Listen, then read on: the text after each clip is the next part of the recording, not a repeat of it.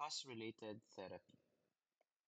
The objectives of the lecture are the following: explain the importance of patient education to the success of periodontal treatment, enumerate and describe the different phases of periodontal therapy, know the indications of the different toothbrushing methods, know how to properly facilitate oral hygiene instruction and reinforcement. Okay? As we have discussed last time, in treating a patient with periodontitis, you call that periodontal therapy. And periodontal therapy would include four phases. You have phase one, which is your cost-related therapy, or also known as your initial therapy, followed by your phase two, which is corrective therapy or your surgical phase, phase three, which is your restorative phase, phase four, which is your supportive periodontal therapy, or also called the maintenance phase. Okay?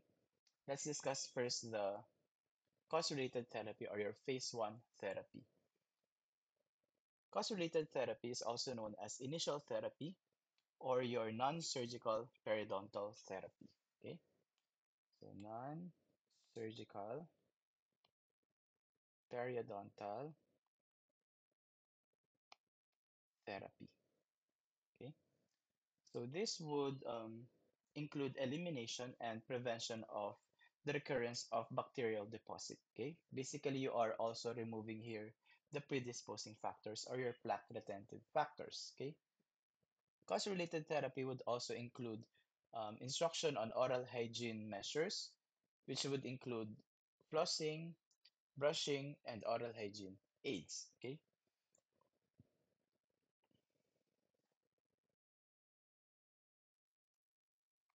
cost-related therapy would also include the following. So it would encompass several procedures. Included in cost-related therapy is the restoration or temporization of the carious lesion.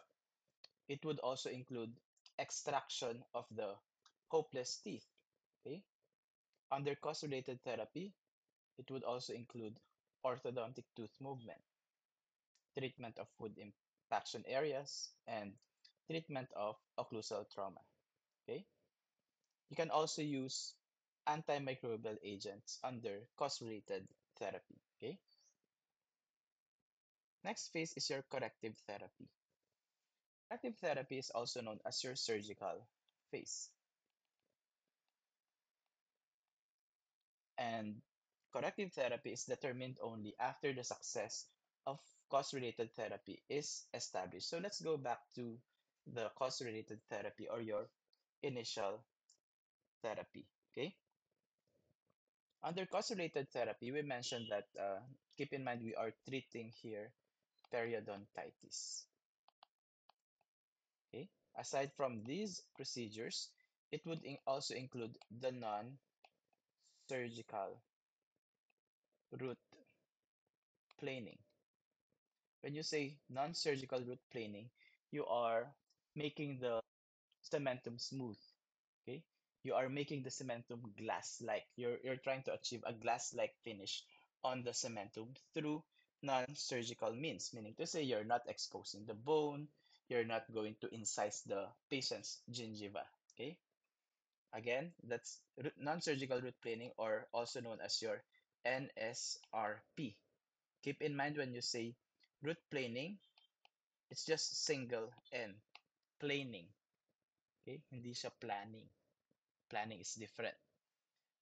So under the corrective therapy, it's also known as your surgical phase, meaning to say you are treating periodontitis surgically. Okay? So you are now performing surgical root planing. In this procedure, you are opening up the area, you are incising, you're exposing the bone, you're exposing the root structure of the tooth. Okay?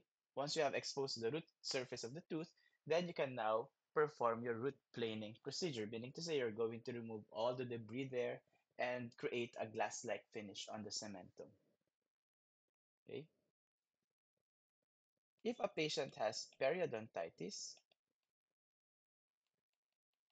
keep in mind that that patient would need to undergo phase 1 therapy first. Okay?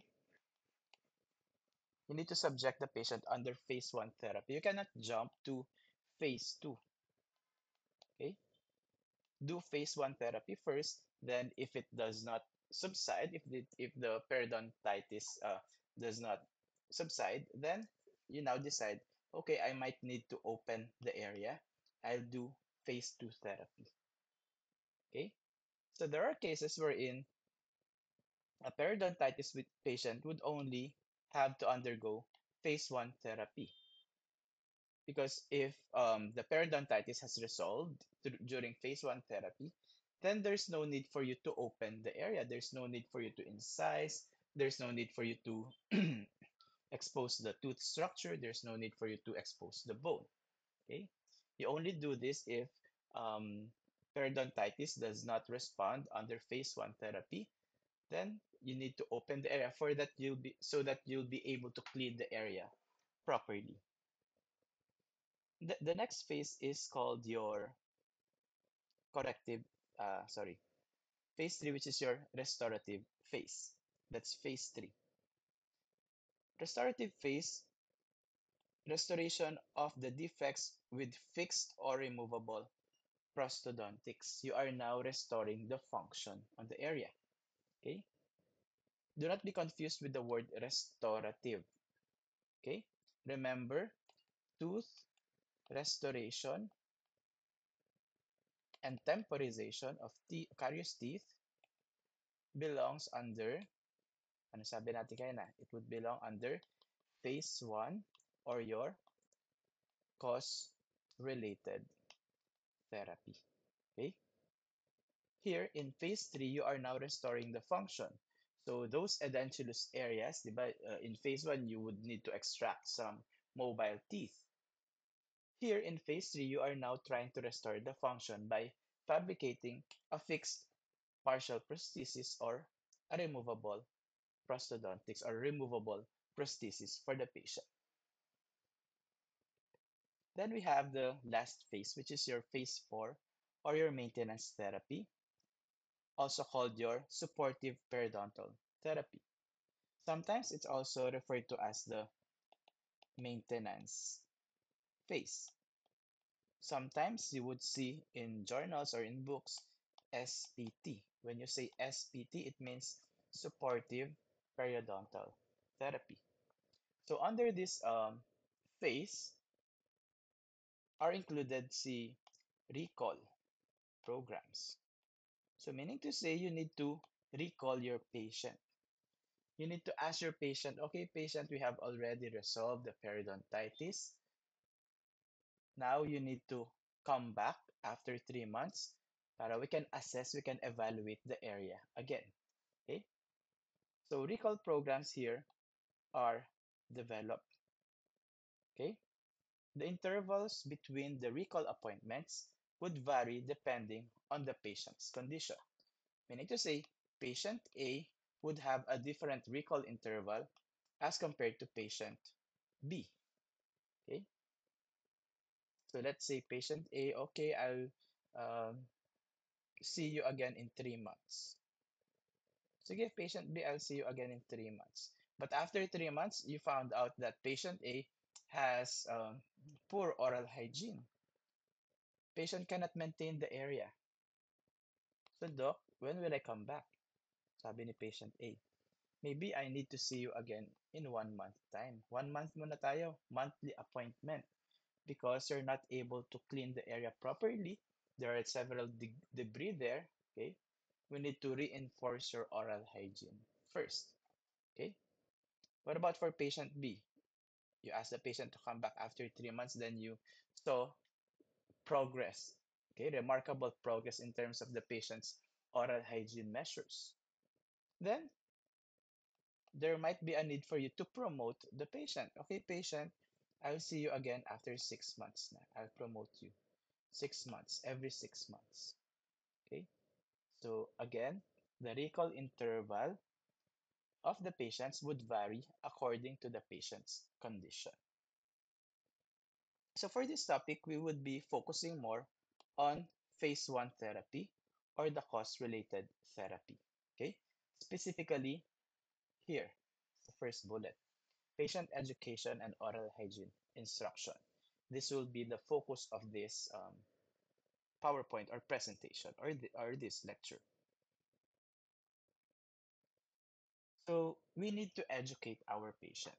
Patient education involves the following. You need to inform the patient, you need to motivate the patient, and you need to reinforce the patient's oral hygiene measures. Okay?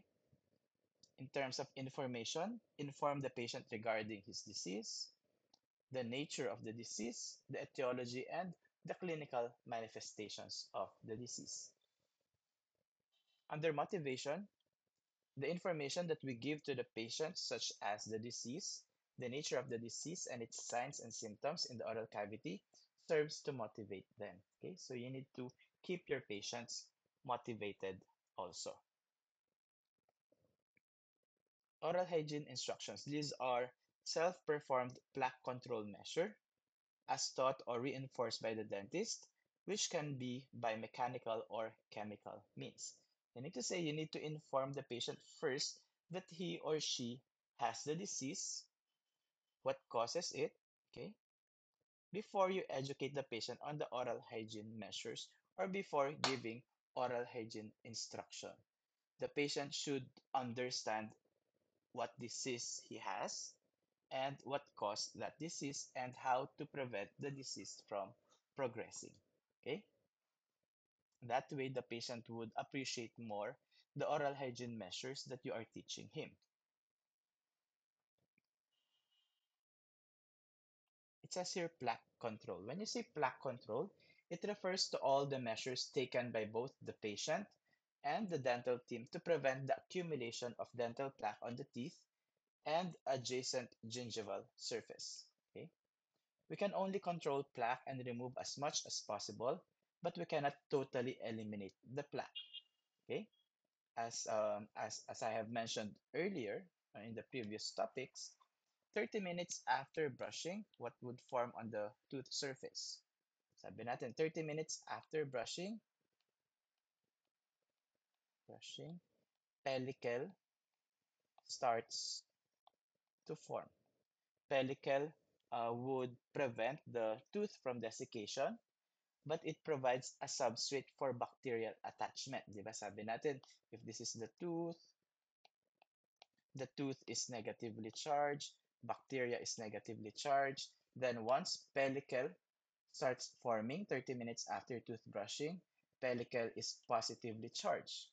So the difference in charge would now attract the bacteria towards the tooth surface. Sabi niya, okay, I can now attach to this tooth surface. You call those the initial colonizers. And we have discussed last time that the initial colonizers or the early colonizers, initial colonizers, are your gram positive, facultative, aerobic bacteria. And we also discussed last time that these gram positive facultative aerobic bacteria are not capable of causing the disease. They cannot cause tissue destruction. They cannot cause bone resorption on the area. They cannot cause inflammation. So what would cause periodontal disease? It's the gram-negative anaerobic bacteria. That's why we need to wait for plaque to mature.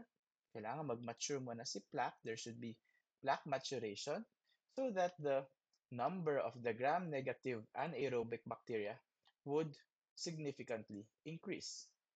And once there's already a shift in the predominant microorganism, okay, at the start kasi the predominant microorganisms are gram-positive facultative aerobic bacteria. There are only a few gram-negative bacteria during the early stages of plaque formation. But during plaque maturation, there would be a shift in the predominant microorganism. Okay? Mas marami na. The gram-negative would increase in number. They now become the predominant bacteria on the area. Yes, there are still gram-positive facultative aerobic bacteria, But the predominant bacteria now are the gram-negative anaerobic bacteria. Because of that, these bacteria can now cause disease progression on the area. They can cause inflammation, they can cause tissue destruction, they can cause bone resorption on the area. Okay? That's why we do not want the plaque to mature. We need to continuously disrupt the plaque formation through mechanical means. Kailangan ma-disrupt mo si plaque. Okay?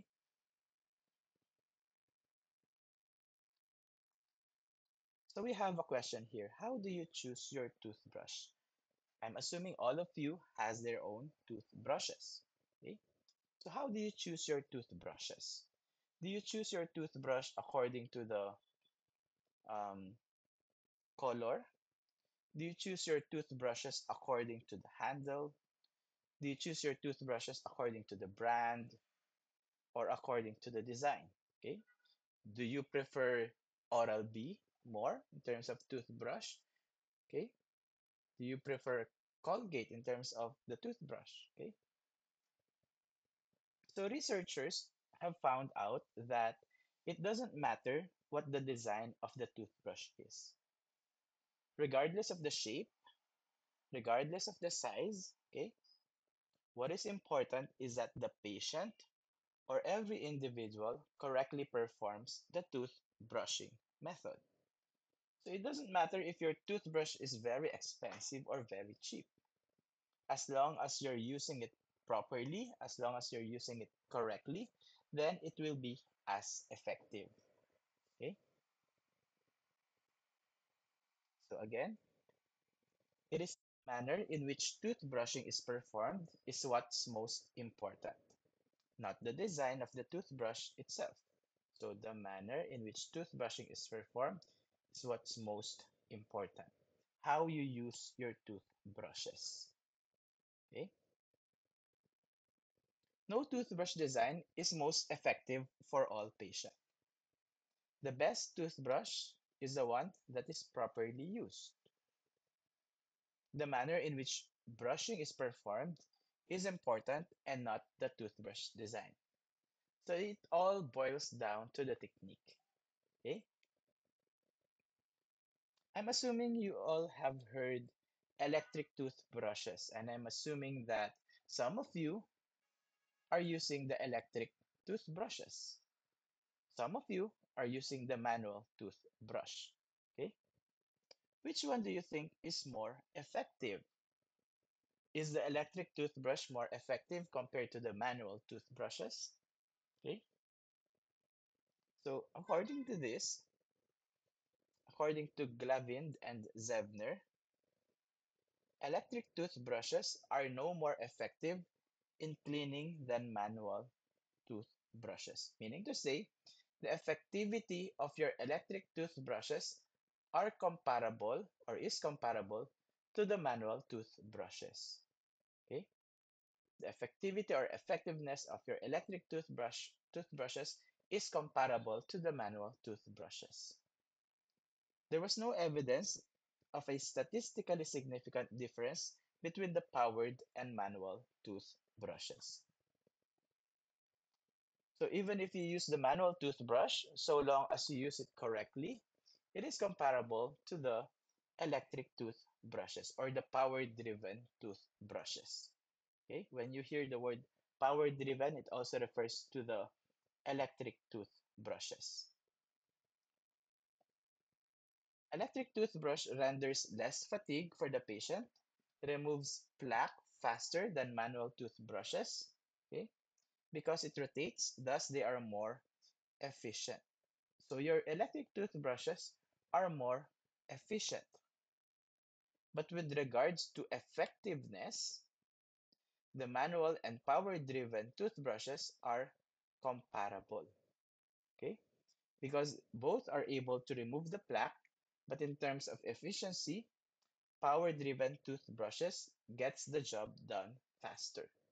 So meaning to say, in terms of effectiveness, same lang si manual and power driven toothbrushes. But in terms of efficiency, in terms of ease of use, gaano kadaling gamitin, it's the electric toothbrushes or the power-driven toothbrushes that are more efficient. See the difference? So electric toothbrushes are indicated for patients who are poorly motivated, okay, with less manual dexterity. Those that are busy or always on the go, but with good manual dexterity and good oral hygiene. So you may recommend electric or power-driven toothbrushes to those patients who are not motivated on cleaning their teeth. Tinatamad sila mag-brush ng teeth. You don't want to brush their teeth. Maybe if you give them power-driven toothbrushes, they would be more motivated. Gaganahan silang to brush their teeth. Okay? Those with less dexterity, senile patient or elderly patient, matatanda na patients. Okay?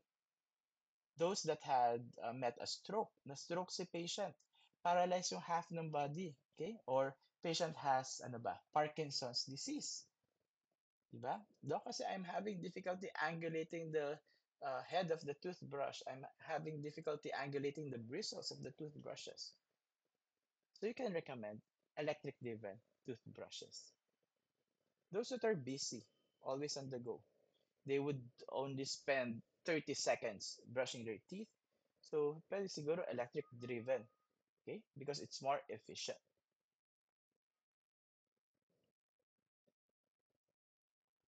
Okay? So, up until 2002, during the Europeria conference, they still found limited evidence to prove that power-driven toothbrushes are better than manual toothbrushes.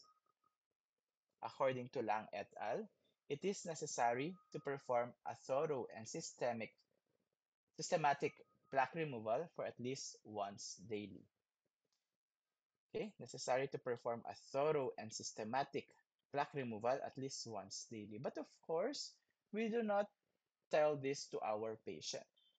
We always instruct our patient to brush their teeth how many times? At least 3 times daily. Why 3 times daily? To ensure, anong gusto natin ma-make sure? Thoroughness. So that you would, so, thoroughness, okay? To ensure thoroughness. So that you are sure that the patient would be able to brush his teeth thoroughly. Kasi if you instructed 3 times daily, in the morning, patient is in a hurry, patient was not able to brush properly. Lunchtime, okay, patient was able to brush properly now. And dinner, after before going to the bed, patient was also able to brush properly. Okay, so you're sure that you have disrupted the plaque formation on most of the areas of the patient's mouth. Okay? So, secret lang natin tong at least once daily is already enough.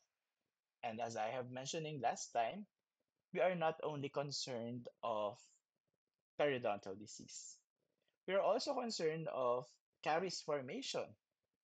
Diba? Baka you're just brushing once daily pero you're eating sticky food, caramel, candy, and they can cause caries formation on your teeth.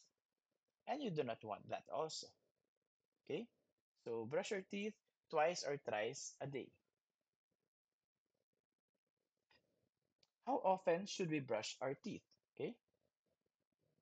So as I have mentioned earlier, sabi natin, at least 3 times a day or 2 times a day. Okay? So the quality of toothbrushing is important than the frequency.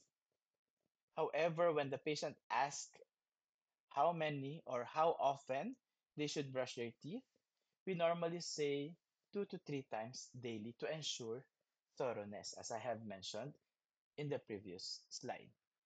Okay, we have here the different toothbrushing methods.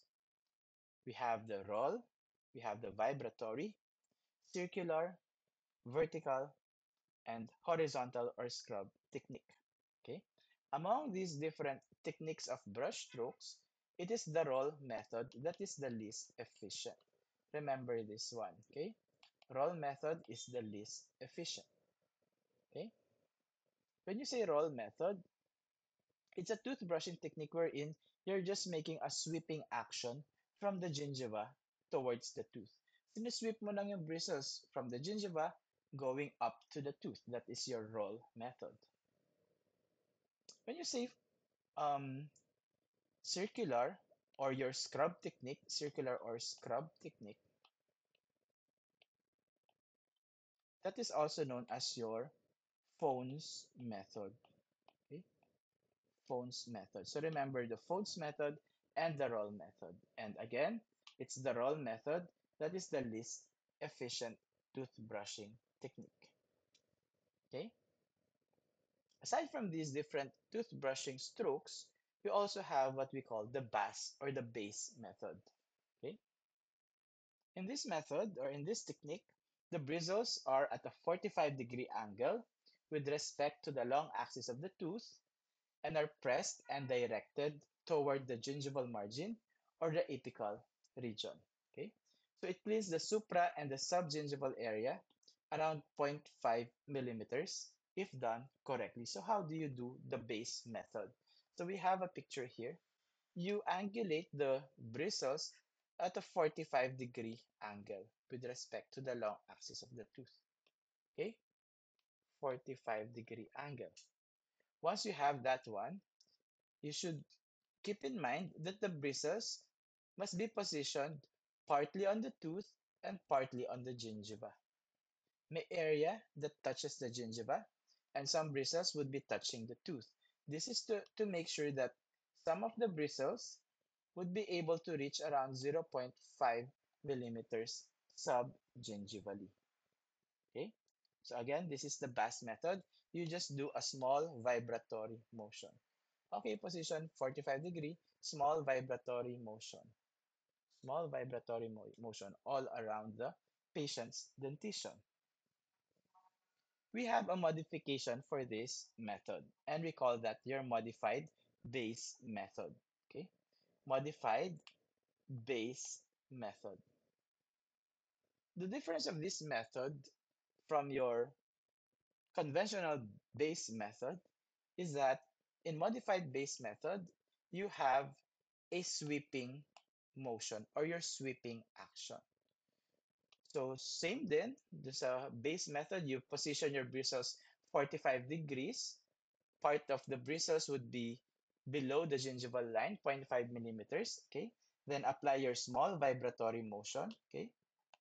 Then after that, you need to make a sweeping motion. Brush mo yung teeth. Okay.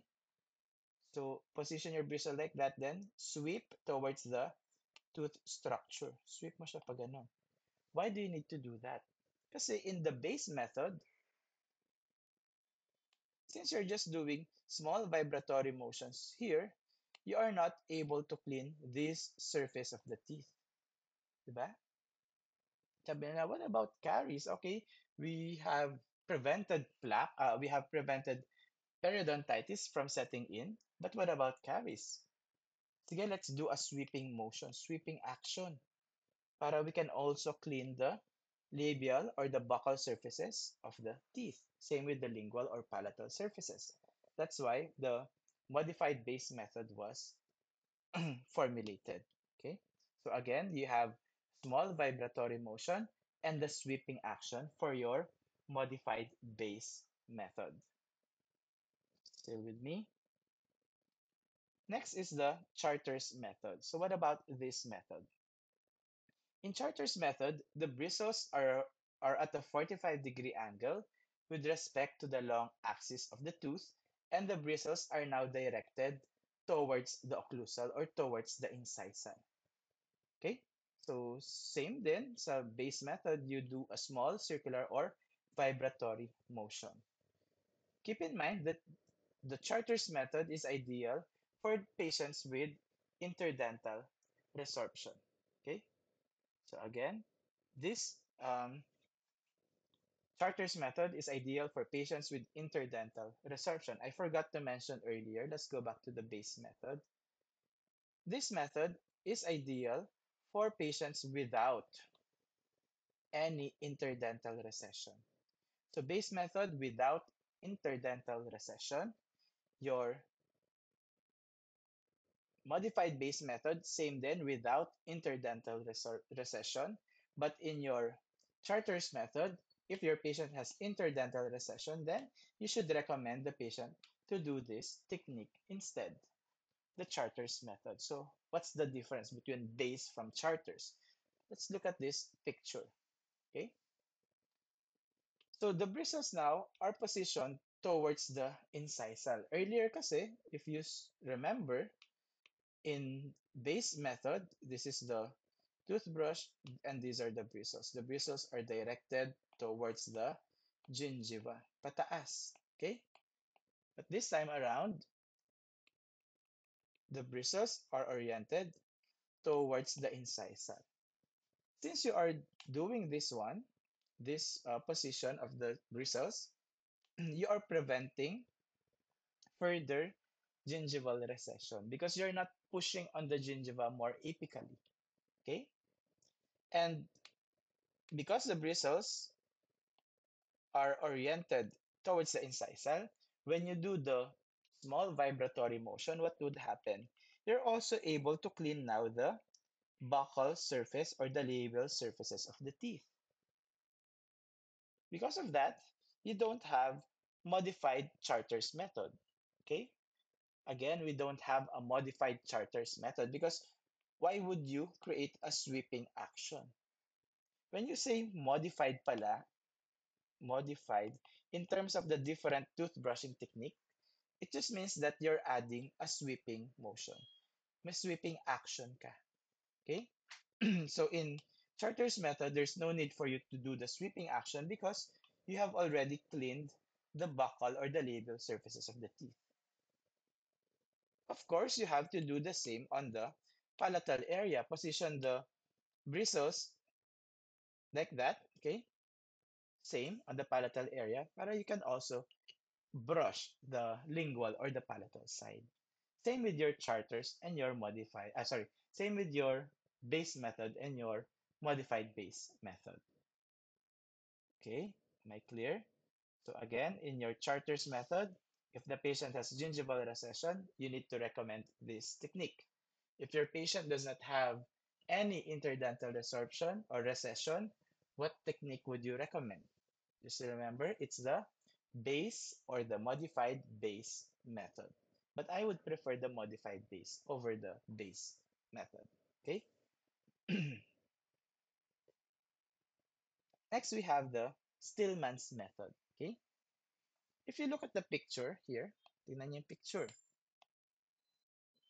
Let's go back to the base technique. Look at the picture. So they are the same, they are similar. Okay. However, in Stillman's method, okay, so in Stillman's method, you are positioning the bristles more on the gingiva, less on the tooth surface. Mas dun tayo sa gingiva nakafocus. Okay? That is for your Stillman's method. Okay?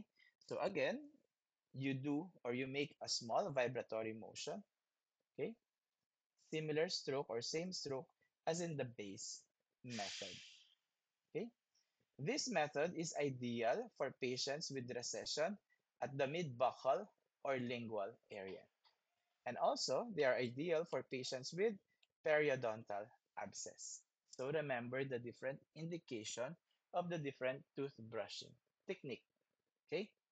You need to know the indication for base and modified base, for Charters and Stillman's method. Okay? So just to reiterate, in Stillman's method, you are creating a small vibratory motion, meaning to say you are not able to clean the buccal and the palatal surfaces of the teeth.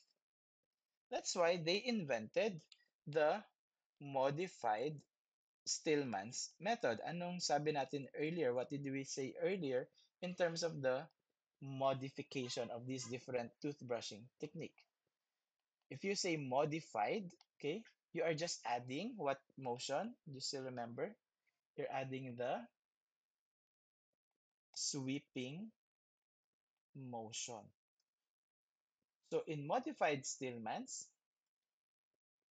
oops, I don't have a picture. In modified Stillman's, you just make a sweeping motion after your vibratory motion, okay?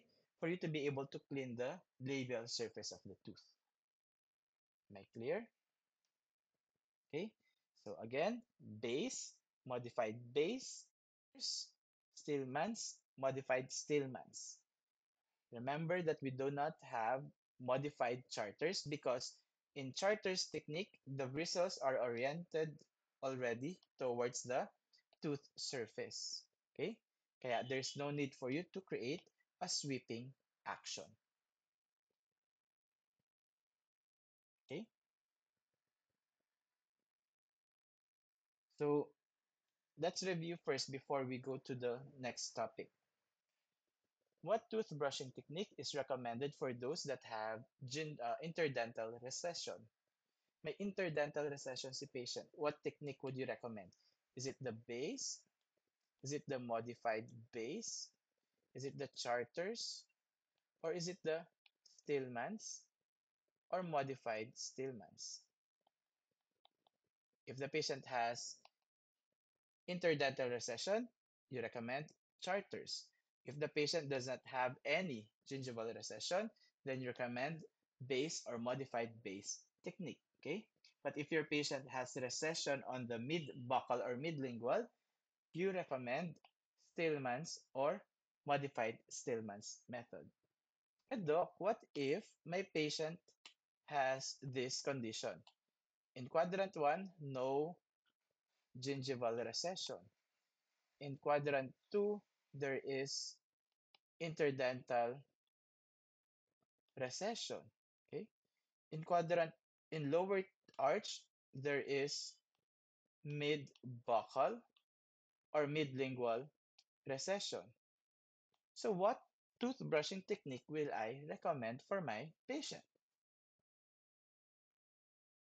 Meaning to say, if this is the case, if this is the scenario, you need to recommend more than one technique. That's why we are telling earlier, each toothbrushing technique is different or would vary from patient to patient. Your toothbrushing technique that the dentist recommended is different from the toothbrushing technique from your classmate. Okay? Magkakaiba. Okay? Tailored sa needs ninyo in toothbrushing technique that is recommended. So here, in our example, in quadrant 1, you would recommend ano, base or modified base. In quadrant 2, you would recommend Charter's method. And in lower arch, you would recommend the Stillman's or the modified Stillman's method. That's how you do it. Okay? You can recommend more than one technique to your patients. You're still with me? So again, it is important to remind our patients to brush systematically. You may devise your own system of brushing as long as every segment is brushed thoroughly. The next question is, do we need to replace our toothbrushes? Diba? Kailangan bang palitan yung toothbrush? Ay, doc, pinapalitan pala yung toothbrush. I thought it's already forever, diba? No, you need to replace your toothbrushes. The answer is yes. Do we need to replace? Yes. Next question. Why do we need to replace our toothbrush? Dahil kailangan ba ng panlinis ng electric fan? Because you want to clean your fan? That's why you use your old toothbrush for you to be able to buy a new one? A reason to buy a new one? Ganun ba? Why do we need to replace our toothbrushes? It's because of these following reasons. Okay? First is that, write this down, the bristles break down and lose their effectiveness. The bristles gets worn out also. So worn and fractured bristles are breeding ground for the germs, fungus, and bacteria. And lastly, worn toothbrushes can damage the gum tissue. So basically, these are the reasons why we need to replace our toothbrushes. I'll read them again. Bristles break down and lose their effectiveness. Worn and fractured bristles are breeding again, sorry. Worn and fractured bristles are breeding ground for germs, fungus, and bacteria. And third, worn toothbrushes can damage the gum tissue. Okay? Bacteria can thrive. Baka tiran pa siya ng dinosaur. Okay, so you need to replace your toothbrushes. Okay? The next question is, when and how often should one replace a toothbrush? How often should you replace your toothbrushes? So think, how often do I change my toothbrush? Have you ever changed your toothbrush? How often? Baka mamaya meron sa inyo, 1 year na, hindi pa rin napapalit ng toothbrush. So for best results from brushing, you should replace your toothbrush at least, oops, replace your toothbrush at least, ano, how often? Every 3, ano, 3 months, hindi 3 years, ha? 3 months. Next is, you need to replace your toothbrush when the bristles begin to show wear. You have to replace your toothbrushes when the bristles begin to show wear. Sira-sira na po yung bristles ng toothbrush ko. Daw kasi my toothbrush looks like this. Pero it's only been 1 month. Do I have to replace? Kasi it says here, 3 months. Of course, you have to replace. Ang sakit-sakit ipo ang toothbrush niyan, di ba? And what's the third reason? When should you replace a toothbrush? So you need to replace your toothbrush after an illness, okay, such as a cold or a flu. Nilagnat ka, you had fever, then you need to replace your toothbrush, okay? So do not wait for 3 months, ha? Do not wait for 3 months.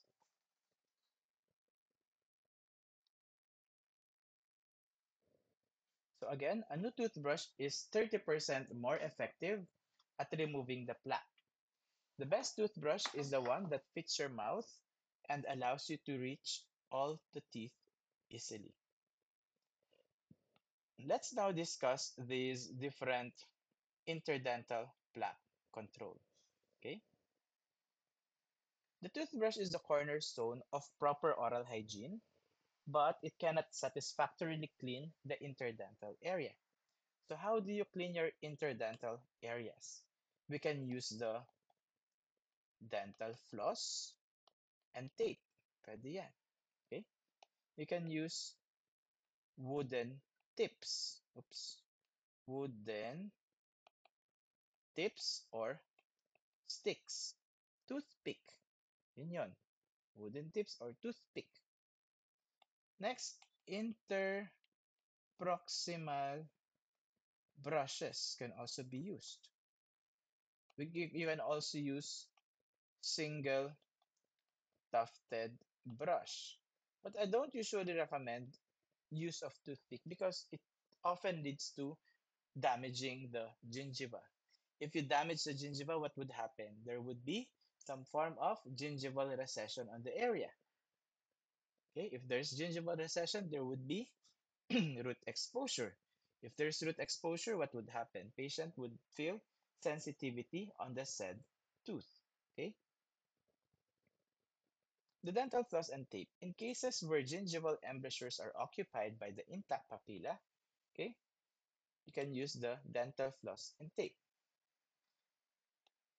There's an available to dental floss na waxed and an unwaxed dental floss. It doesn't matter which one you choose, okay? Pero it's easier to use si wax para it would glide through uh, properly on the interdental area, especially if you have tight contacts, okay? Use the thumb and forefinger method and get 12 to 18 inches, okay? Need to get 12 to 18 inches. I'll teach you how to use the floss during our laboratory. Pwede ko kayong turuan. Okay? So, be careful not to snap it onto the gingiva as it may cause gingival trauma. Okay?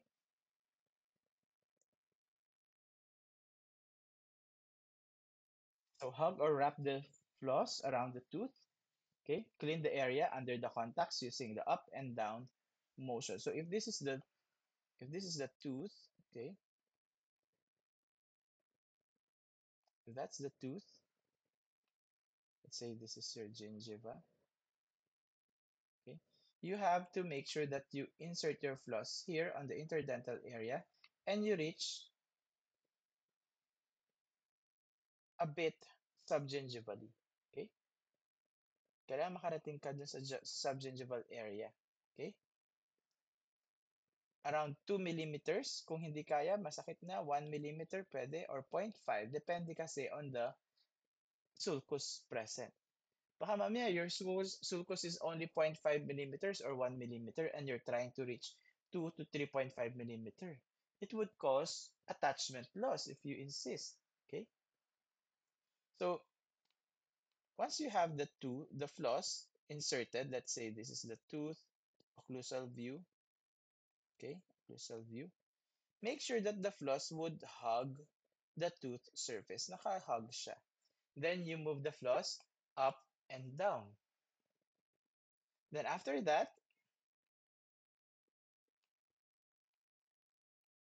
after doing that, you now reposition the floss facing now the other tooth. Dito na tayo, nakaharap naman dito. Then move up and down para you're sure that you have cleaned both sides of the teeth. You have cleaned the mesial of this tooth, you have cleaned the distal of this tooth. Okay? So it's like that. If you're having difficulty using the dental floss, you can use a floss threader. But most of the time, we recommend floss threader for patients who have bridge work or FPD. Okay? This is a floss threader. Diba? If you have experience na magtahi to sew, diba? You usually insert threader dun sa needle para it's easier for you to thread the needle. So same goes with the floss. Okay? You can use this for you to be able to position the floss underneath the pontic. Okay? Because you have to clean the underside of the pontic as well as the um, abutment teeth. Okay, it's important that you floss the abutment teeth. You can also purchase this one, your tawag dyan, super floss. Okay, your super floss has ito, this is how you use the floss threader. Then you just pull. Okay, your super floss has three components. You have your stiff part para you can easily insert it on the area. Medyo matigas siya ng konti. Okay? Then you have this foam area. Parang ganyan. It looks like this. Foam area. And the last part of your Oral-B Superfloss is the floss side or floss area. So again, you have your stiff, then you have your foam side, and you have the floss. Okay? The regular floss. Okay? So again, you have your Superfloss. For patients who have less manual dexterity, let's say the patient's handicapped or the patient have had a stroke, then you can recommend the floss holder. Pwedeng ganyan. You can also use like that, or you can use this one. This one, you have several, you have a floss here, medyo mahaba. Then, you run it here para you would have that floss area there. This one, floss area. Okay? What's the disadvantage of you using this one? Anong disadvantage ng dalawang yan? The floss is very short, di ba? Maikli lang yung floss. So what would happen? So since you're limited to that length of the floss, what's happening during flossing is that there's a bigger chance or a high risk that you are just transferring the plaque from one side to the other. Okay, yung plaque here in the central incisors, I transferred it. I was able to transfer it on the molar area or the premolar area because whenever you floss, you have to make sure that you're using a fresh side of the floss. Hindi yung ganyan lang. That's why this one is very good, diba? Because from time to time, you can adjust para you have a new set of floss there. A floss that is clean. You're not transferring the plaque, you're not transferring the bacteria from one side to the other. What if there's bleeding during flossing? Doc, I stopped flossing kasi it bleeds eh. I was afraid, natakot ako, Doc, dumudugo when I floss. So is that correct? Should you ask your patient to stop if there's bleeding during flossing? What do you think? Magsa-stop ba sila or hindi? So basically, if the patient complains of bleeding upon flossing, okay, you have to advise the patient to not be afraid and to not worry, okay? Because the area is bleeding, because bleeding is a sign of inflammation. So meaning to say, that area is bleeding during flossing because that area is dirty. Meron siya mga plaque dun sa area. There's plaque deposits there that causes inflammation. Okay? So you have to advise your patient, okay, if you see that that one area is bleeding, it means that you need to clean the area more. The more that the area needs flossing. Okay? Do not avoid the area. Okay? So explain that bleeding is a sign of inflammation and the presence of the disease. Especially if you're performing scaling and polishing on a patient with heavy plaque deposits and calcular deposits. What happens usually? Madugo, di ba? It's very bloody. It's as if you extracted a tooth, parang nagbunot ka ng ipin. Because the gingiva is very inflamed, the blood vessels are engorged, di ba? That would tend to bleed easily. That's why whenever I would perform oral prophylaxis on a patient with heavy deposits, I would inform the patient beforehand that, okay, patient, this is your condition, you have severe gingivitis, and during oral prophylaxis, there will be bleeding. But do not worry, that's normal. That's bleeding because the gingiva is inflamed. And we are trying to resolve the problem through oral prophylaxis or scaling and polishing. You're still with me? Next is ito pala, advise the patient to correctly perform toothbrushing and interdental cleaning and tell him that after a week or so, his condition would revert back to its normal state. Okay? So we have the tooth peak. So in sites where there's interdental papilla are receded. Okay, but just normally we do not recommend this because patient would tend to damage their interdental papilla, causing further recession on the area. Okay, interproximal brushes can also be used. Okay, in cases with wider interdental spaces, it is the aid of choice where surfaces have a concave outline or when the grooves are present. Okay?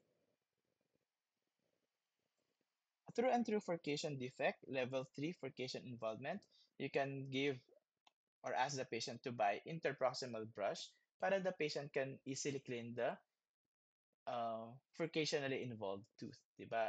We have a lecture on furcation involvement. You can listen on that lecture. Okay? Then we have the single tufted brush.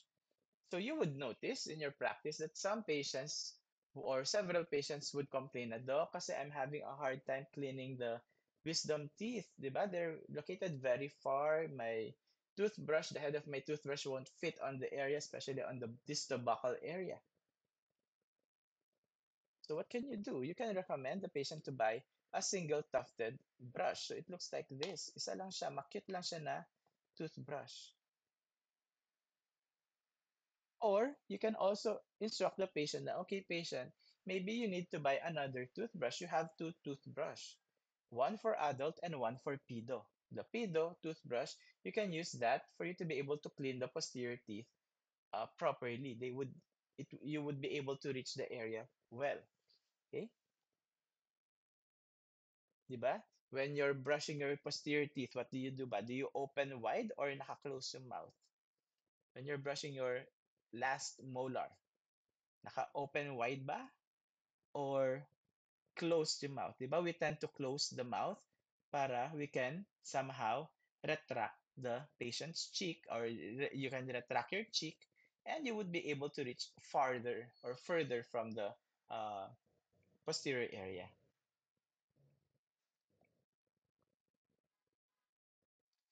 Again, the appropriate choice of interdental hygiene aid depends mostly on the morphology of the interdental areas.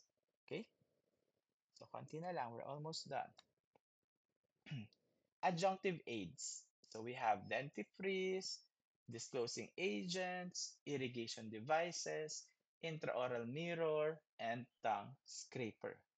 Okay. Of course, dentifrice, these are your toothpastes. Okay. Facilitates plaque control because it is abrasive. It's a vehicle for applying the agent to the tooth surface for therapeutic or preventive purposes. Most of the time, it's the fluoride that is incorporated on our dentifrices or the um, toothpaste. Okay? Consider the size and amount of abrasive because large abrasives may abrade the teeth. That's why we don't usually recommend those we don't recommend to the patient the use of baking soda. Kasi baking soda is an abrasive. It would cause abrasion in your teeth, which would eventually cause sensitivity. Diba? We also have this one, disclosing agents.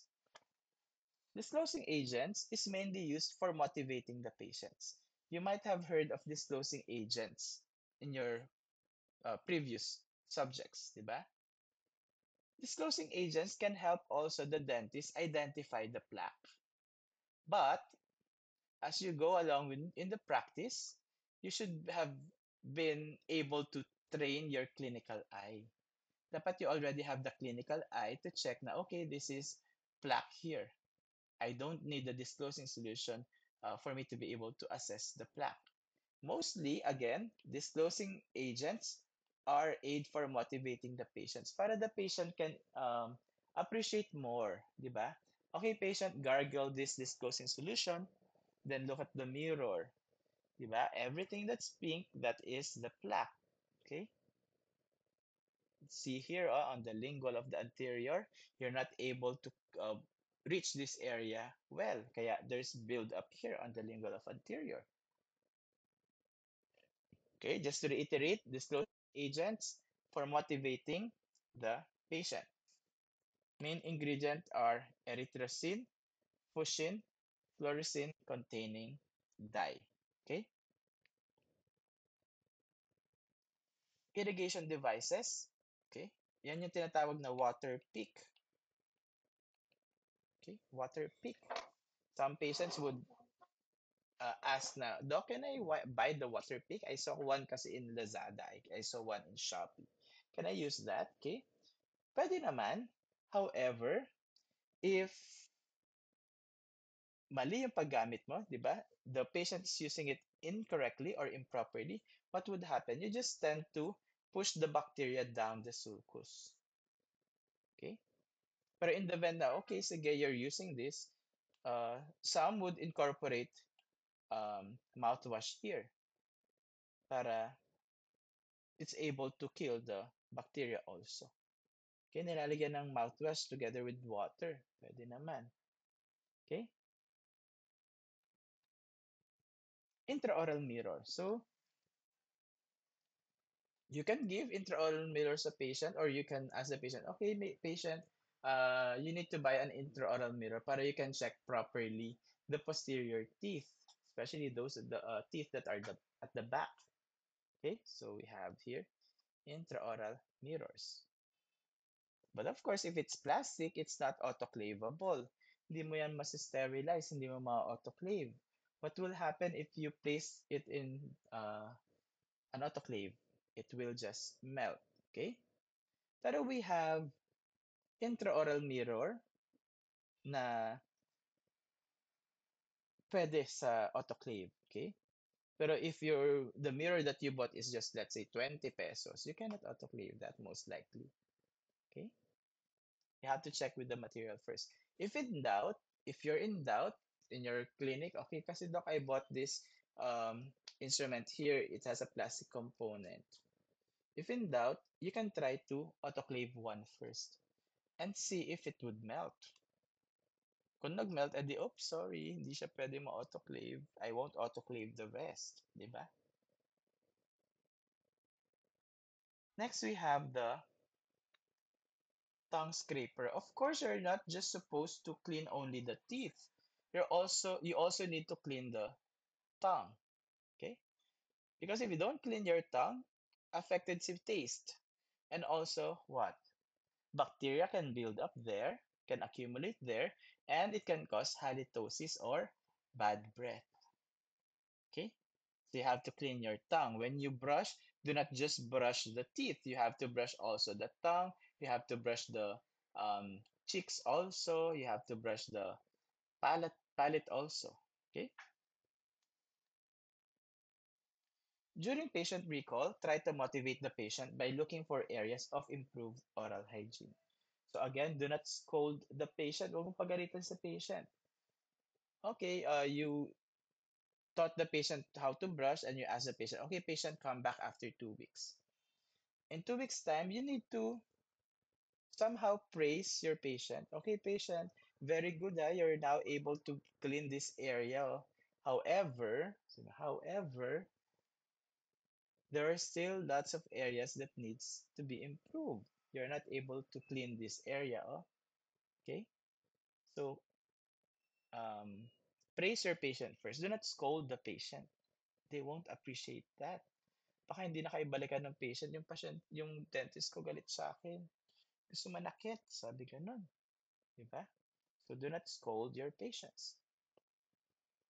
So oral hygiene instruction technique, ask the patient to clean his teeth using his or her traditional technique. Ask the patient to chew or on on the disclosing agent. Ask the patient to identify where the plaque remains and stress the importance of removing plaque from the stained site. So this is how you can use your disclosing tablet. So ask the patient to bring the toothbrush. Okay, patient, dala ka ng toothbrush next visit. You brush your teeth here. So ask the patient to brush. Okay, patient, brush, brush, brush. Then, after brushing, ask the patient to gargle or chew on a disclosing tablet. Then show the patient. Okay, patient, tingnan mo, you just brush your teeth, di ba? However, there are still some several plaque deposits on this area, meaning to say you're not able to brush this area. Okay? So instruct the patient on the proper brushing technique. Ask for a return demo in the model. Ask the patient to brush for the second time. Check the result of the second brushing through plaque disclosure. Discuss the need for an interdental cleaning aid. instruct the patient on its use, allow the patient to practice and discuss the results obtained. So just read on this. Okay. So to conclude, there is no method that is right for every patient. So again, the toothbrushing technique is tailored for each individual. It varies from one patient to another. Okay. The method may vary within the mouth of a single patient. So again, the method may vary within the mouth of a single patient. As I have mentioned earlier, you can have several toothbrushing technique in quadrant 1, quadrant 2, quadrant 3, quadrant 4, or anterior area. Diba? You can recommend modified base here. You can recommend charters on this area, modified Stillman's here. It would depend on the status or condition of the teeth. Lastly, for patients who are handicapped or poor manual dexterity and has someone else who does the toothbrushing for them or caregiver, it is important to educate these people as well. Let's say the patient is bedridden. Sino yung tuturuan mo how to brush? Hindi naman yung patient, di ba? You're going to teach the caregiver how to clean the patient's teeth. Di ba?